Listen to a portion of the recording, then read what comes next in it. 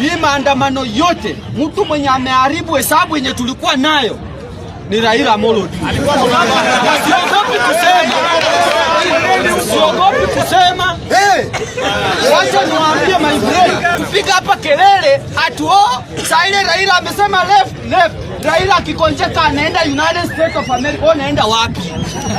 Mbavu nyinyi bwana.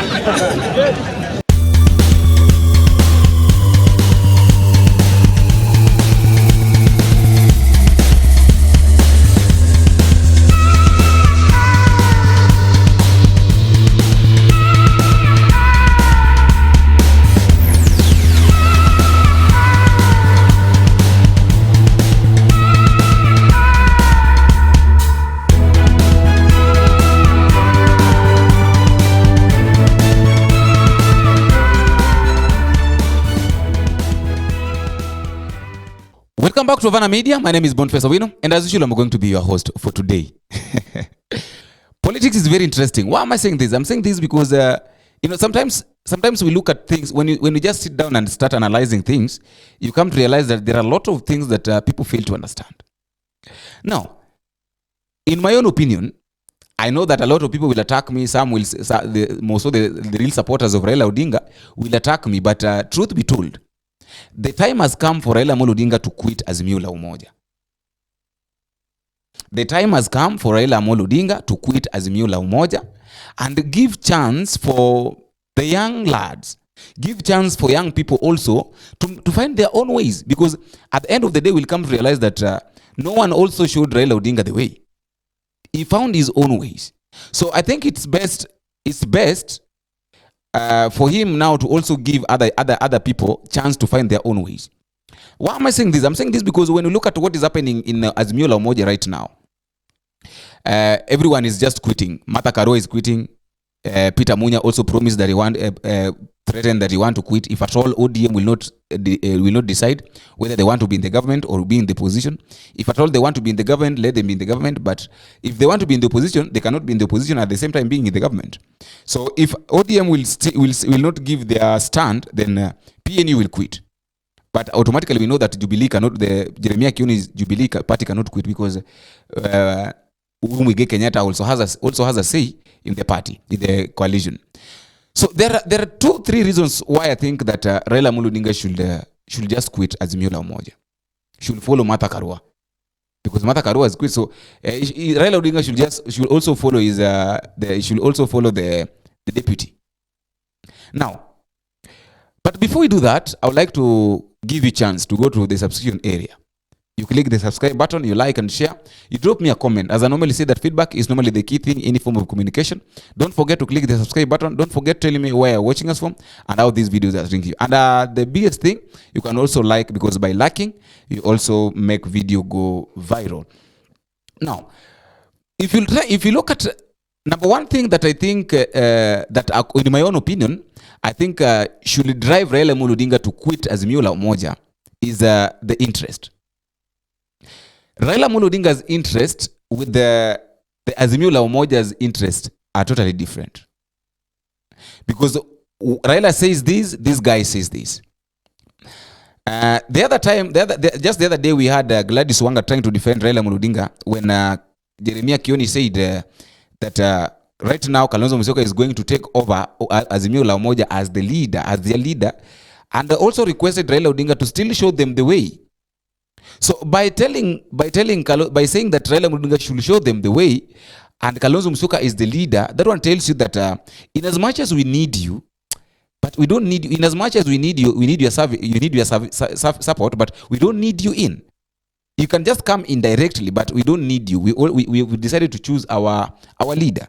And I want us to listen to the way Gladys Wanga responded when Gladys Wanga really defended Raila Odinga.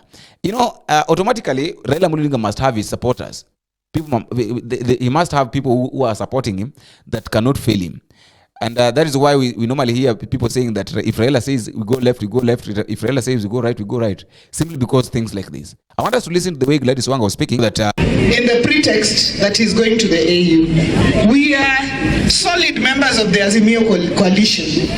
And the day that Azimio leader, Raila Odinga, will leave the seat, it will be up to him to say with his team that he is leaving for whatever reason. But today, what I have seen from the meeting saying that now Raila is no longer the leader of Azimio, that they have put somebody else, I find it to be like a coup, trying to remove Raila Odinga and inherit him before he himself has said that he has left the Azimio coalition. I would like us to move cautiously so that we do not create unnecessary tension. As ODM, we are very clear on our position. We are very, very, very clear on our position. As grassroots ODM teams, we follow Raila Odinga as our leader. We are very, very clear. And in the current situation, we are also very, very clear on our position that we said there must be a national conversation because we cannot lose our country because we are not having a national conversation.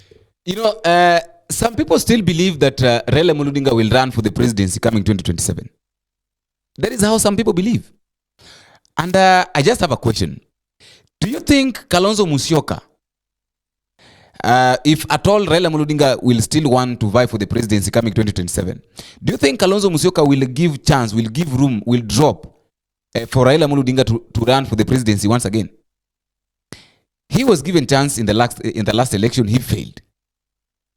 When he had got the best chance, he failed.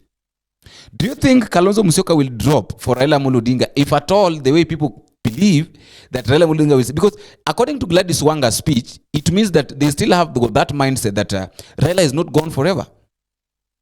And then last we had Moses Kuria saying that Raila Odinga can go to AU.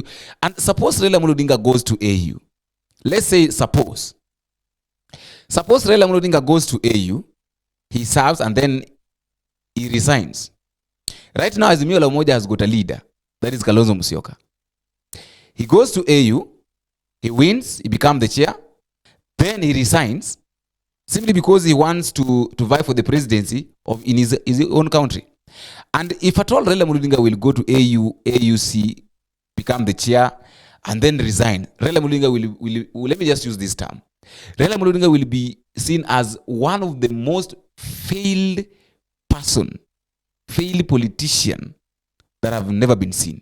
Because there is no way you can go to AU, you can go and find a position, you are in a seat, and then you resign, you are already serving around 54 countries. You are dropping that, you are resigning to come back so that you can vie for a seat that you are not even sure whether you'll get or not. Let us look at this. Raila Odinga wins the AUC. As some people still believe that Raila Odinga will still be in the government, will still be in Kenya coming 2027. He goes to AUC, he wins. And then he serves the first year, second year, third year. Then he resigns because he wants to become the Kenyan president because he has got Kenya in his heart. You know, he really cares about Kenyan, so he better quit what he's doing. We better quit a very great position like that to come and serve Kenyans. Yet he's not even sure whether we'll get the position or not. And then he comes back and fails. What will happen? And even in his coming back, which party or which coalition will he use to vie for the presidency? Because Azimio will already have Kalonzo Musyoka. ODM will already have given Kalonzo Musyoka a deputy. Probably will be Babu Owino or somebody. But one thing I know for sure is that ODM must give, if at all Kalonzo Musyoka is going to vie for the presidency, ODM must give Kalonzo Musyoka a deputy. Let's say, for instance, perhaps maybe it's Babu Owino, even though we still don't know, but let us say it's Babu Owino. Or maybe Gladys Wanga, somebody, or Gladys Wanga, Millie Odhiambo, they are there. People Caleb Amisi are there, people like Millie Odhiambo are there, they are all there. So what will happen? Raila Odinga will be seen as one of the most failed one of the most failed politicians that have never been seen. So number one, I've told you that one reason why I think Raila Odinga should quit, should resign from Azimio la Umoja, should just say that, for me, these are my papers, and not even my papers. For me, I think I'm done. I've done my part, and now Kalonzo Musyoka, you should take over. I've quit. So, you know, Sometimes we look at things in a way that makes it looks like everything is not okay. Another thing that I want to say is that, because I've told you that number one is the interest of Azimio of Raila Odinga is not in line with the interest of is not in line with the interest of Azimio, of other Azimio la Umoja people. So are you seeing? So that is one of the major reasons why I've said that Raila Odinga should just quit. Let him just quit. The second thing that I think Raila Odinga should just make Raila Odinga to quit is the 2027 equation. Because one thing I know for sure is that ODM will not accept to be out of power, out of government. ODM will not accept to be out of the government. Why am I saying this? Right now they are in the government. And we had Alias and Joe saying that in 2027 we will be in the government. And right now they are in the government. Both the chairman is in the government. Both the two deputy party leaders are in the government. So all these things are happening because of the all these things are just around the interest. So my biggest question is, do you think it is necessary for Raila Odinga to just quit Azimio la Umoja and give chance for these young people to also do their part? Because one thing I know, one thing I'm sure of, one thing I believe is that Raila Odinga had good chance to nurture young people like Babu Owino, so that they can also come in, so that they can also come in the government, but he failed. So within this period of time, Raila Odinga cannot tell us that he's going to nurture them, so that they can also know what he knows. At the end of the day, he was not nurtured by anybody. So he should also just leave them. He has taught them enough. He has got books. He has written books. He have a lot of things. So right now, the best thing that Raila Odinga can do is also to give these people like Babu Owino chance to also express what they know politically. But now the question is, will Raila Odinga's interest allow him to give these young lads chance to also serve, to also show their capability? Last thing that I want to say you, and this one you'll come to bear with me, is that coming 2027, Uhuru Muigai Kenyatta is going to support Kalonzo Musyoka. Mark my words. We are here to stay. And it will let us not be shocked if Kalonzo Musyoka will be supported by Uhuru Kenyatta, though he will not support him directly the way he supported Raila Odinga. But Kalonzo Musyoka is going to be supported by Uhuru Muigai Kenyatta. Why? Because Uhuru Kenyatta and William Samoei Ruto are not friends. And there is nothing that will make Uhuru Kenyatta very happy seeing William Samoei Ruto out of power. And it is not only Uhuru Kenyatta, but the people of the mountain. There is nothing that will make them very happy to see that William Samoei Ruto is out of power. And that is why also William Ruto is trying as much as he can to take Raila Odinga away from Kenya, and also take people's concentration away from Raila Odinga, so that they can concentrate on him. Yesterday I talked about this issue of the Luos being sold out by Raila Odinga to government, or to William Ruto. First, by giving Francis Ogola a position to become the CDF. Second, by giving Dorcas Oduor a position to become the Attorney General. Third, by giving John Mbadi a position to become the Treasury of Kenya. Taking all those big positions. The question is, do you think Raila Odinga can quit the AUC so that he can come back to vie for the president in Kenya? Do you think Raila Odinga can quit AUC position simply because he loves Kenyans, and he wants to come and express his feelings by giving them by being their president? Do you think it will be possible? That is all I had for today, and until we meet again in the next video, if it is possible, I've been your host, Professor Wino. Bye bye.